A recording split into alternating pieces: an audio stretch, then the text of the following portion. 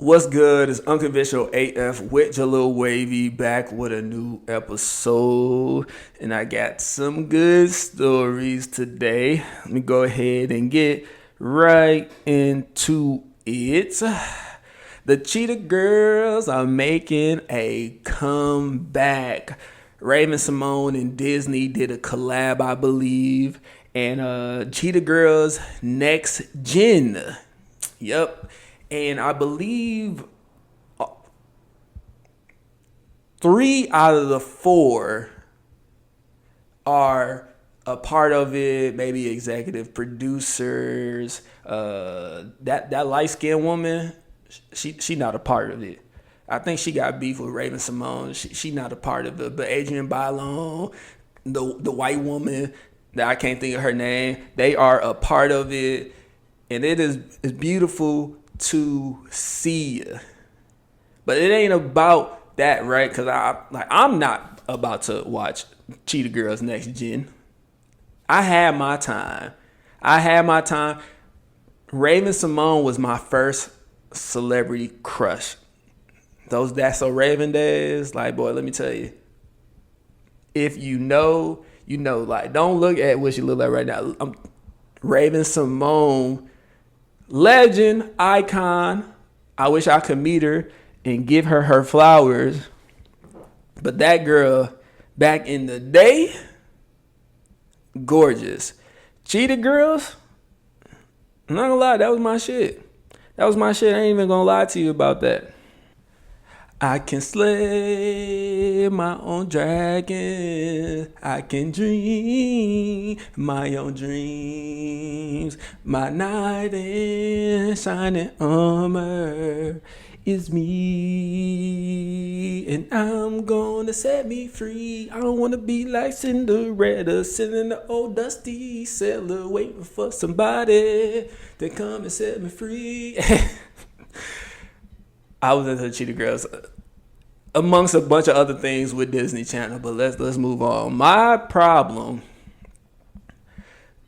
with this whole Cheetah Girl remake or reboot or whatever it is the people that's upset about the remake. And they were mad because Disney decided to be inclusive. It looked like it was an Asian girl and maybe a Latina girl and a white girl and a dark-skinned black woman or brown, whatever you want to call it, right? They had everybody in there, and people on social media was so upset, like, y'all whiten it up and we don't need that. Disney did not make Cheetah Girls Next Gen for y'all old asses. That is not for a 30, 40-year-old. That is for the new girls, the new babies, the little girls out there, the 10-year-olds, the 13-year-olds. They did not make this new Cheetah Girls for y'all. And I wish y'all would understand that. Y'all claim y'all so mature and y'all frontal lobe has developed. Why do you want to watch the Cheetah Girls at your big age? Go watch the one with Raven Simone. It's still great. It's still amazing. Go watch that. Disney care about green. And guess what? If you get a sprinkle of every ethnicity, guess what? Now you got everybody watching it. Not just black and brown girls. You got everybody included. Every little girl out there can see themselves in the Cheetah Girls. I am watching the Mighty Morphin Power Rangers right now. And I wanted to be like Zach, the Black Ranger. He wasn't the top dog. He wasn't the Red Ranger. He wasn't the main guy. He was just a sidekick. But because he was African American and he was pop locking and punching putties in the face, jumping off of tables and doing flips, I wanted to be like him because he looked like me and he was hip hop. So that's all Disney is trying to do, is give every girl somebody to look up to. Because y'all really be mad about these reboots. I remember when y'all was pissed about Dr. Dolittle with Robert Downey Jr. And I remember also being somewhat upset about that. And shout out to this brilliant person on social media that got in the comments and was like, y'all don't even understand. Or they was like, Eddie Murphy's Dr. Dolittle wasn't even the first one. The first one was made In 1967, what a white man. Because Dr. Dolittle was for us, right? With Eddie Murphy, that was for us. But then you realize, like, oh, that was a remake. Cheaper by the dozen. I remember people being up in arms about that as well. What are we doing? Why are we making another one? Be more creative. Come up with something different. Steve Martin's Cheaper by the Dozen wasn't the first. That was also a remake. The first one was in 1950. And then Steve Martin's came out.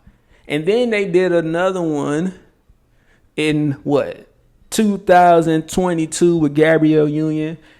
And let me tell you, I truly enjoyed that Cheaper by the Dozen with Gabrielle Union.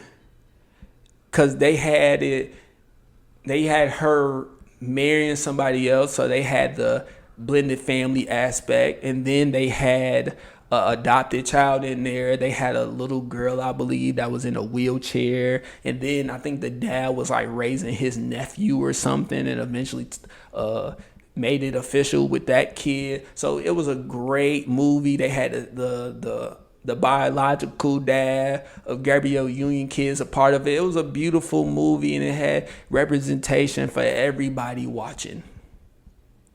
So when they make these remakes or these reboots, they're making it for the babies. They making it for kids to give them something.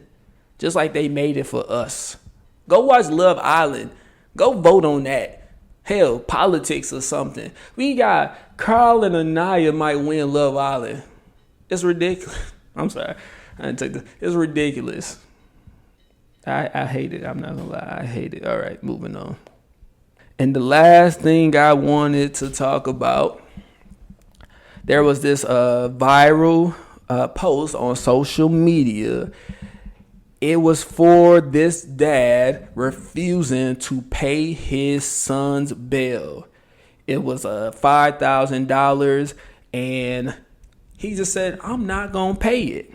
My youngest son, 20, got locked up today. Bail, $50,000, needs $5,000 to get out. See you when they let you go, bruh. Since what I say doesn't work for you, when is it time to set boundaries? Then he put his cash up. He put the son cash up out there for anybody that was interested in helping. And I don't know about y'all parents, but I remember my mom saying to me, if you get arrested, I'm not bailing you out. I'm not saying that worked for me, but I never been arrested. I do say now at this big age of 32, I'm like, I hope one day I never have to get arrested, because you just don't know.